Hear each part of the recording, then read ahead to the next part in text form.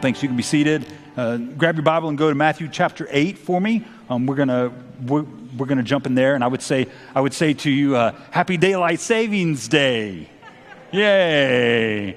We're all just a little bit grouchier today than we would be normally, and so we can all just admit it and say, Hallelujah! Just grouchiness. I don't know about you, but I'm getting my nap this afternoon, and I'm going to try to reclaim that hour.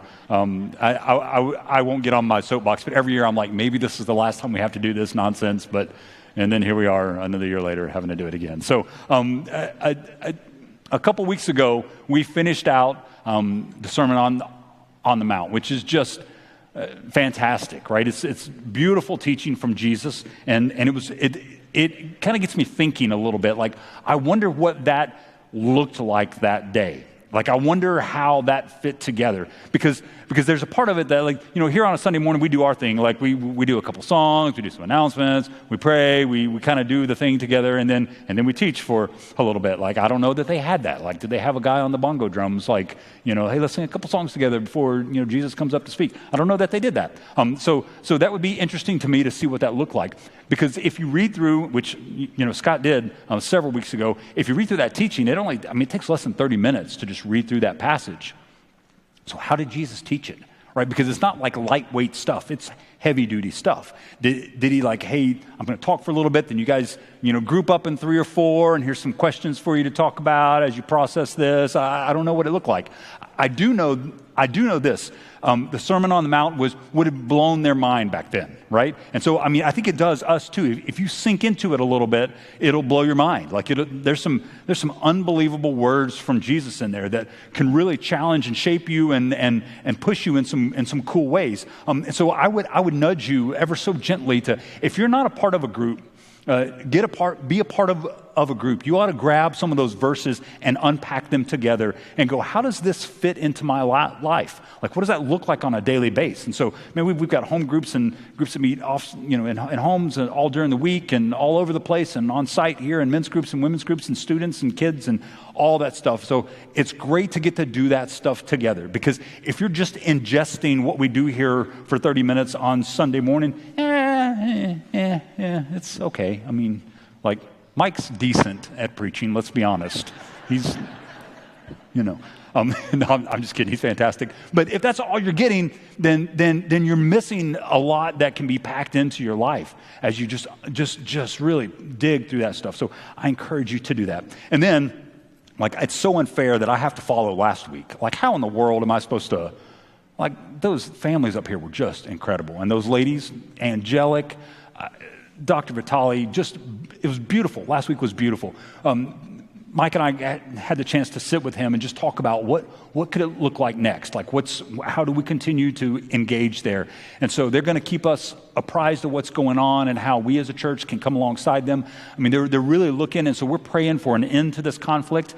And when that happens, then the rebuild starts, right? So that's when we'll really start to go, hey, how can we possibly send some teams over to help and send some resources over to help? And so a lot of unknowns right now, but we're really trying to stay on top of that and go, how can we bless our church in Europe? And look, I don't know if you picked up on it last week. I mean, but we talked about it quite a bit.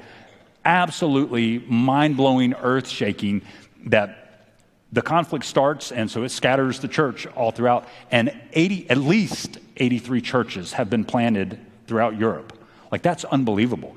If I said to you today, church, this next year we're going to plant 83 churches around Northeast Ohio, you'd laugh at me. You're like, bro, you're a moron. Like, there's no way we can plant 83 churches in a year. And yet, isn't that just like God to do that? Now, don't get me wrong. My heart breaks for the circumstances by which they've had to do that. But his church got scattered, and it didn't stop. So now we've got at least 83 new churches all across Europe that are meeting together and rejoicing and reaching out and being a light in the darkness. That's pretty stinking cool. And even when they go back, if they go back, I imagine many of those, hopefully all of them, will stay and will keep doing what they're doing. So I just give God a lot of credit for on what's happening. So I'll do my best to try to follow last week, but I promise you, it's not going to be as awesome as last week was. Matthew chapter 8. Let's read this together. We're going to read the first 17 verses here, and then we'll dissect this just a little bit. And we get to go from this amazing teaching time to seeing Jesus in motion and what he does. So when he came down from the mountain, great crowds followed him. And behold, a leper came to him and knelt before him, saying, Lord, if you will, you can make me clean. And Jesus stretched out his hand and touched him, saying, I will, be clean. And immediately his leprosy was cleansed. And Jesus said to him, see that you say nothing to anyone, but go, show yourself to the priest and offer the gift that Moses commanded for a proof to them. When he had entered Capernaum, a centurion came forward to him, appealing to him, Lord, my servant is lying paralyzed at home, suffering terribly. And he said to him, I will come and heal him. But the centurion replied, Lord, I am not worthy to have you come under my roof, but only say the word, and my servant will be healed. For I too am a man under authority, with soldiers under me. And I say to one, go, and he goes, and to another, come, and he comes, and to my servant, do this, and he does it. So when Jesus heard this, he marveled and said to those following him, truly I tell you, with no one in Israel have I found such faith. I tell you, many will come from east and west and recline at the table with Abraham, Isaac, and Jacob in the kingdom of heaven, while the sons of the kingdom will be thrown into outer darkness. And in that place there will be weeping and gnashing of teeth. And to the centurion, Jesus said, go, let it be done for you as you have believed. And the servant was healed at that very moment. And when Jesus entered Peter's house, he saw his mother-in-law lying sick with a fever. He touched her hand, and the fever left her, and she rose and began to serve him. That evening they brought to him many who were oppressed by demons, and he cast out the spirits with a word and healed all who were sick. This was to fulfill what was spoken by the prophet Isaiah. He took our illnesses and bore our diseases. And so if you're here today, I want you to see a couple things from this passage, because I want you to see that we serve a God that is not just about a list of rules. He's not just going to lecture you. He's not just going to sit on the sermon and teach you and keep a box of checks and do this and do that. He's not this white-haired, white-bearded old fella up there just going, did you do it right, and whacking you with a stick. That's not the God that we serve. And we see Jesus teaching over the last several weeks. We see him having teaching, but not just teaching a list of rules and stuff, but teaching to the very heart of who we are. Like his teaching, like pressed in deep inside of us. And now we see him move. We see him doing things. He's not just teaching it, but he's doing it. And so we saw at the beginning of the Sermon on the Mount that it was fairly common for people to bring their sick and their disabled and they're needy to Jesus for healing. But now Matthew is going to give us some instances here, very specific, very intentional, because he wants you to see some specific things that are going on.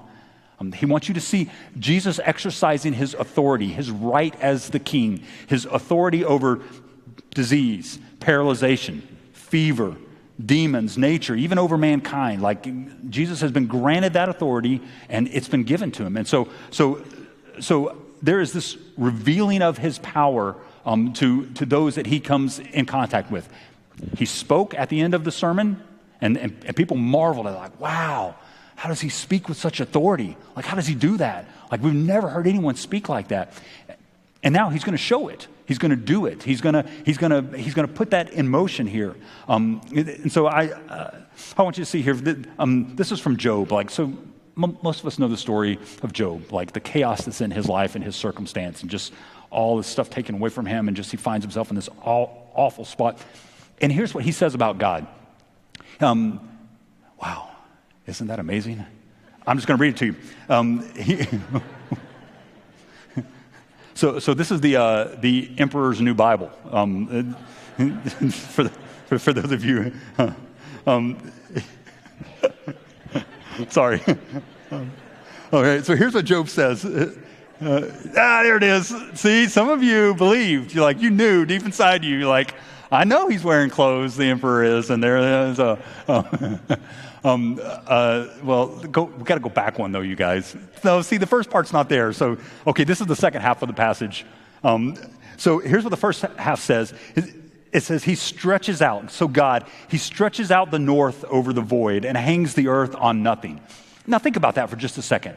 He hangs the earth in space in nothing, and just the design and the intentionality of like if the earth is like an inch this way or an inch that way, we have a whole different climate and things are vastly different for us. So this creator that creates something so incredible like that, and then just plunks it into nothing and says that's exactly, perfectly the way it's supposed to be and where it should be. He binds up the waters in his thick clouds, and the cloud is not split open under them. Have you thought about how cool that is, right? How you've got these things that float in the air. I don't even know what to call them. Clouds, that's what we call them. But they're these things and they suck up the water and then go cruising over and dump that water on areas that need water. Like, that's pretty cool if you stop and think about it. Like, I couldn't have dreamt that up in a million years. But yet here's God creating and designing. He covers the face of the full moon and spreads over it his cloud. He has inscribed a circle on the face of the waters at the boundary between light and darkness. The pillars of heaven tremble and are astounded at his rebuke. By his power he stilled the sea. By his understanding he shattered Rahab. By his wind the heavens were made fair, and his hand pierced the fleeing serpent. So all these things that are just showing the depth and the bigness and the power of God. Behold, these are but the outskirts of his ways. And how small a whisper do we hear of him? But the thunder of his power, who can understand? And so that's a big God. And we only get to see just a little bit of that power. We only get to see just a whisper of it. And that authority and that power, he gave to Jesus. It's his. It belongs to him. But he doesn't wield it over us like some taskmaster that's whacking us with a stick and saying, you have to do this and you have to. He's not a tyrant. He's full of grace and mercy and compassion. And we see that here because he moves towards us with compassion. He moved towards them then, and he still does it today too. So I have two major things that I want you to think about this morning. And so the first is just that, is that God's not idle. He still moves. He still moves today. He's still doing something in your life today. He's still doing something in my life today. He's still doing something around this world. He's not idle.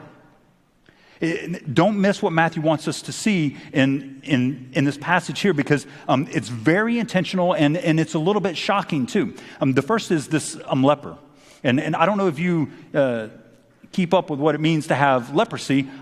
Probably not, because thankfully we don't see it as much anymore. But consider it to be probably the worst thing that could have happened to you back then, short of dying some tragic death, I guess. The disease itself was bad, right? So your skin begins to die and like fall off. Bad. That's not good. And it just continues and continues, and you just but the rules that came down with it were also pretty brutal. You had to completely isolate yourself. So you couldn't stay inside the city. You had to go outside the city. So you're in, sometimes they formed little leper colonies out there, but by and large you had to isolate yourself. You had to wear torn clothing and cover your face. You had to announce yourself as unclean and give a warning when you came into the population. So you had to yell, unclean, unclean. And like the people would literally just part and get out of your way because no one wanted to touch you because they didn't want it. It was basically this slow, lonely, painful death sentence. So now put yourself in the shoes of this guy. I don't know how long he had suffered. I don't know if it's been a few months or a few years. I imagine it's been a while, because Luke tells us in his accounting of it that the man was full of leprosy, which means it had basically gone everywhere. And so we can assume that it's full blown. It's been a while. And so in this moment of sheer desperation, he comes to Jesus. And Jesus doesn't just heal him, right? Because Jesus could have. He could have said, hey, down there, hey, stay back over there. Stay back over there. Okay, you're healed. All right, now bring it in. Come on, bring it in here. That's good. That's a good hug. He doesn't do that. He does just the opposite, right? He reaches out and he touches him. And don't miss that. That's incredibly important in this thing, because he didn't have to touch him, but he did. He spoke to this emotional, mental, spiritual, physical isolation that this guy has been feeling. He grabbed hold of that. By reaching out and touching him, he connected with him. Probably hasn't been touched by another human being in years. And that's the first thing Jesus does, is touch him. He validates him as a human being. He validates him as a person. He validates those needs that are in him. And he meets those needs in that moment. And now this centurion, right? So so this one's kind of just the opposite. He shows his power by healing a servant that's not even, not even in the same town. Servant's not there. But he shows his power there, and we'll talk more in a minute about this interaction between him, because that's really important. But it's just as amazing because this guy, this centurion's, he's a Gentile. Jesus really had no business talking to him. He didn't have to. He's from another race. It would have been perfectly acceptable at that time for Jesus to reject the guy and go, I want no part of you, because he's a Jew. Jesus is a Jew. This guy's a Gentile. And so I don't need to do anything with you. But the compassion of God, it breaks racial and social and physical, it breaks barriers. Like Jesus stepped through that barrier to say, I want to meet your need. It's a lesson for us to learn, to see that Jesus reaches out to the most needy, even if they don't look like us or act like us. Like that's a huge moment for us to capture. And then finally, the healing of Peter's mother-in-law and the casting out of demons and the fulfilling of prophecy, really important. But keep in mind that power, it still exists today. It's alive in me, and it's alive in you if you follow Christ. Like it's a reality. He moves today. And so he gives us that example. And so I imagine in a room this size, there's probably some of you in here that you don't readily see where God has been working. And that's okay. I get it. I understand it. But God's not ignoring you.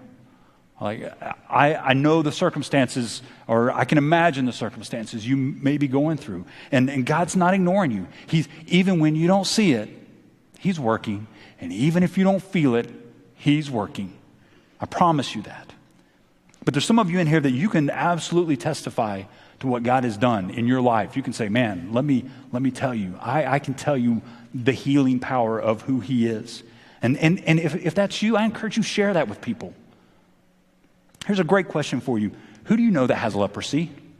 And I don't mean skin disease, falling off stuff, because we're done with that. But who is it that's untouchable? Who do you know that you don't go near, that we don't go near? Who is the untouchable, the isolated, the alone, the inside their own depression and grief and pain and suffering? Who are those people? What does it look like for us to have compassion on them? What does it look like for God to stir inside of us and go reach out and touch them? Go meet their needs.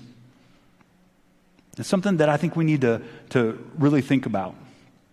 I think this is really cool. It's interesting to me that Jesus tells the leper, don't go tell anybody, right? Like I don't know if that jumps out to you, but that always jumps out to me. Don't go tell anybody. And so if this had happened today, if Jesus would be like, hey, don't go tell anybody, and we'd be like, oh, sorry, I already tweeted it.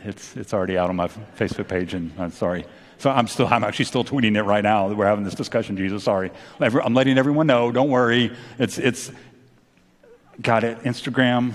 Okay. Because that's kind of the way we work today, right? Of like we live our life with this megaphone out in front of us that we have to shout everything. And so there's a couple reasons probably. That one for sure. And I think this is pretty cool. So if Jesus tells him, don't go tell anybody, go show yourself to the priest. And so what happens, there are actually rules for if you have leprosy and you're healed of that, you have to go make these sacrifices and do these things, and then they have to validate it and confirm that you're healed with it. Well, they had never seen anybody healed from leprosy. Like it's a death sentence. Like you go live on the outskirts of town and see you later. Like, well, good luck. And it's done. It's over. Right? Well, so here, this guy, Jesus says, go show yourself to them. Go make the sacrifices. And do that. And then now it's going to force them to go, whoa, this guy had leprosy. And now he doesn't. Now they've got to go validate, hey, how did you get healed? Well, Jesus healed me. Now they have to go validate who he claims to be. So Jesus knew what he was doing when he told them to do that. There's also a part of it. Some people speculate that Jesus wasn't ready for his ministry to be full blown, but of course this guy, we know from other gospels, this guy didn't listen. He goes and tells everybody. The point being here, though, either way, like there's this really cool personal interaction between Jesus and this guy, and so I would offer that to you, just to simply say that like there's a personal invitation to you from Jesus. It's personal. It's intimate. And so I know I just told you just a second ago, if God's worked in your life, go share your story with people. And I did. But I would offer the other side of this coin too. There's one thing, if I sit with you face to face and I share with you what God is doing in my life, like sometimes that has a whole lot more depth and meaning to it than if I go put my testimony on a billboard on I-77, right? Now, I'm not saying putting your testimony on a billboard on I-77 is a bad thing necessarily, but man, there's some impact when it's personal, when it's real, when it's us together. Like, so as you think about what God is doing in your heart and with your story and in your life, man, keep it personal. He's personal with you. He's intimate with you. He cares about you. And does his message need to be blasted out everywhere? Let him worry about that. Like the impact can be had in such incredible ways if you share your story with someone else. If you maybe there's a neighbor that you need to care for. Maybe there's a coworker. Maybe there's a conversation with a family member, right? Those are hard, right? Because now it gets awkward at Thanksgiving if the conversation doesn't go well. It's like, this is going to be a weird Thanksgiving that we're going to have together because, man, have those conversations. Think through that. The second big thing that I really want you to grab is your response, the response of faith. So there's this power, this acknowledging his power, and it happens, and the healing happens. And then there's this response of faith that we see in these first two encounters are just incredibly amazing. Simple, but amazing. Look first at the centurion, right? Jesus would go so far as to say this, that I've never seen a faith like this in all of Israel. Now that ought to make you sit up and take note for just a second. If something catches Jesus off guard, so that he goes, "Ooh, hey, I've never seen faith like this," you ought to look at the parts of that faith. What does it look like? So from the centurion, I imagine there's some measure of desperation here as well.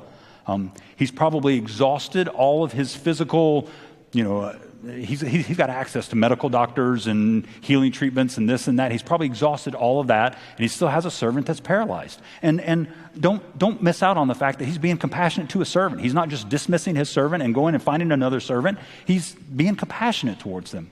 So don't miss that. But also here is a giving of himself, and I've exhausted all of it, and I'm coming to Jesus. And so, but it's his belief in the power of Jesus and his trust that it's going to get done that catches Jesus off guard. Like, hey, I'm not even worthy. So humility too. I'm not even worthy for you to come into my house. But if you just say it, I know it'll be done. That's some faith. That's something we ought to take note of. I think I can bring it down even a little more simple than this because we see it in our friend the leper here. Imagine the desperation. Then he makes this statement in verse 2. And I think you ought to memorize this and carry it with you all the time. I think this is massive. I'm trying to steep this into my life. In verse 2 he says, "Lord, if you will, you can make me clean." Lord, if you will, you can. Dissect that for just a second. Lord, it's an acknowledgement of the king, right? There's some humility there. Lord, if you will, I bow to your decision. I defer to you. You can. I believe you can. It's the acknowledgement of his power. It's stepping up for us, you and I, into the he can. He can heal your sickness. He can stop your addiction. He can turn your mourning into dancing. He can heal your broken heart. He can. I confess to you that this is hard for me at times, right? Because I walk through life and I see some things that are insurmountable. I'm like, there's no way. And I tend to be a little bit independent, and so I don't necessarily need other people to do things for me. And so one of my biggest sins in my life is when I grab hold of the wheel and I'm like, I got it on my own, and I'm not letting go. I'm doing this all myself. And then tragedy or chaos or something happens, and instead of going, okay, Lord, I'll let you take it, I just squeeze that much tighter and try to make things happen on my own. Like, I can do this. We can make this happen. And instead, instead of letting go and trusting God and believing that he really can. He really can heal that. He really can fix that. And so we gravitate towards, power. I like power. Like, I want power. I mean, we want power in our country for sure. We're powerful people. We bow up and we're like, I am full of power. But it's so backwards with Jesus. And this is what's cool about it, but it's also, I'm like, Lord, this is frustrating too, because it doesn't make sense to me. Like, here's what Paul would say to us. Oh, come on, my goofy slides. Here's the first part of it. Like, pay attention to this, listen to this. But God said to Paul, God says, my grace is sufficient for you, for my power is made perfect in weakness. Like, like power and weakness don't go together.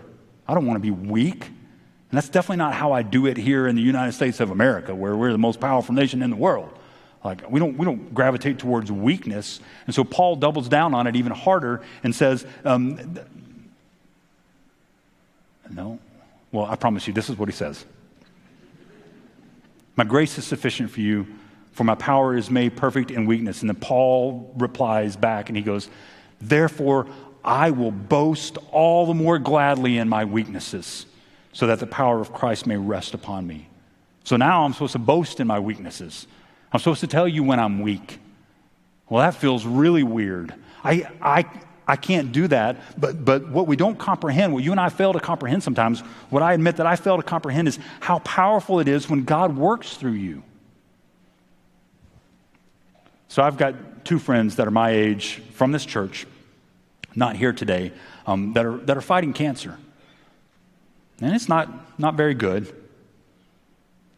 But do you realize how powerful their faith is from where I stand?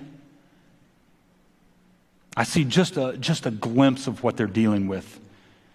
And I know that they want nothing more on this earth than to be in this room with us worshiping this morning. I know that. And yet they can't. Like, their bodies won't allow them. But even in the midst of that darkness, and it's a darkness that I don't know that I could handle, there is strength in them that only can come from God. I know it's not perfect for them in every moment.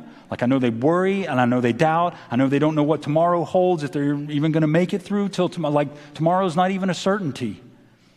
But yet God meets them there every single time. Friends, that is what power looks like. That is being alive in the midst of your weakness. That is a peace, a deep peace that can only come from God. In the midst of a storm, in the midst of chaos, that has to be, it's divine. Because we don't handle stuff like that on our own. We don't do that stuff well. That's divine. That's powerful. And so if you're one of those friends that you're here, that and one of those two, and you're watching, man, just know that I see you. Like, I'm paying attention. I see God at work in you. I see your faith. I see your cries to him. I see it. I know it. And I know you're struggling. And I see your strength in the midst of it too. And there's some of you in this room. There's a ton of you in this room. I'm not just talking to them. I'm talking to you too. Because there's some of you in this room that you're going through it. You've got a limp in your step because of what you're going through. And that limp is a reminder of the power of God, of where he has brought you and what he has done in you. What he's allowed you to see, what he's allowed you to experience, the character that he has allowed you to build up inside of you. I see that in you, and it gives me hope. Is it weakness? Yeah, it is. And his light comes shining through it because of your grace and your poise and your faith. I can talk about power for a long time, but this is ultimately where the rubber meets the road, so to say, because Matthew lets us see that power in Jesus through this healing. But understand this: that power is there to glorify Jesus, not man, not me. It's his. It belongs to him. He reveals himself in it, and it's not ours to demand it and claim it. It's his. It belongs to him. He doles it out as he sees fit. Lord, if you will,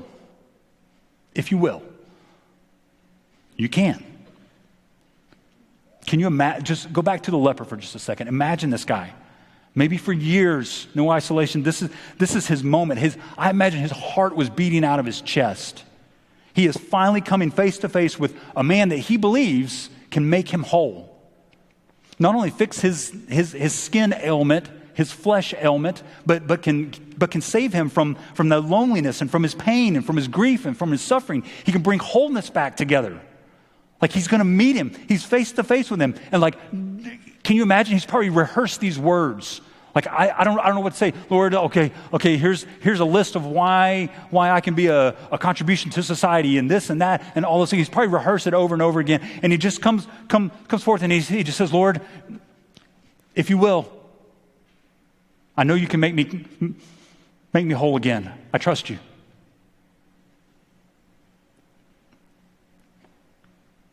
What if Jesus had said to him, not yet? I mean, because he's done that with some of you. He's done that with me before. You've brought your sickness to him. You've brought your failures to him. You've brought those things to him and go, hey, take these from me, Lord. And he said, not yet. Trust him. I know that's a super easy thing for me to say standing here, but trust him. He's building something up inside of you, a character inside of you that is divine. He's doing something in you. Even when you don't see it, he's moving. Even if you don't feel it, he's moving. He never stops. Trust him. Submit to his will. Lord, if you're willing, I believe you can. So I would leave you with this. God moves. Like all throughout Scripture, he moves. All throughout our lives, he moves. Do we move? Do you move? He moves with compassion. He moves with power. He moves with authority. He moves in our church today. He moves in your life today. Are you willing to move? Are you willing to do something? Maybe you came here today carrying a burden so heavy that you don't think you can withstand the weight. Move. Give it to him and trust him with it. Maybe your sin has become a stronghold in your life and it's destroying you. Move. Confess it to him and be free from the guilt and the shame. Repent. Maybe you showed up today not knowing. Maybe you're a guest or maybe you're a regular attender, but you don't know him as your Savior. You have no idea what the cross and the price that he paid, and you're just beginning to experience that. And he's pulling at your heart, and he's saying, move, follow me. I would say move, follow him, cry out to him. Maybe there's a conversation that you need to have with a loved one or a coworker or a neighbor or a friend. Maybe you've been afraid to because you're afraid they're going to reject you. Man, if God's calling you, then move. Let him give you the words. Maybe you don't think, I don't know what to say. Just like that leper. I don't know. Lord, if you're willing, you can. Move. Have that conversation if God's calling you to do that. Trust him in the midst of that. As we get ready to close here in worship, maybe in this moment, quiet yourself before him and just ask God, hey, God, what are you trying to do in me? Where do you want me to move? What do you want me to step into? What do you want me to release to you? What do you want me to give up? Where do you want me to go with my life? Because I'm convinced that if you ask him to show himself to you, he will. He's that faithful. I know with all my heart. I mean, maybe it's something as simple as like you feel this nudging in your heart, like I should follow him in baptism. Okay, let's work on that. I should go on a mission trip and see what God is doing down in Mexico. Yeah, let's do that. Like, part of the reason we do that is because I want you, if you've never been, I want you to see what God is doing around the world. It's incredible. You get to be a part of that. Move. Ask him, Lord, where do you want me to move? What do you want me to do in the midst of that? This has been a message from the chapel. Thanks for joining us today.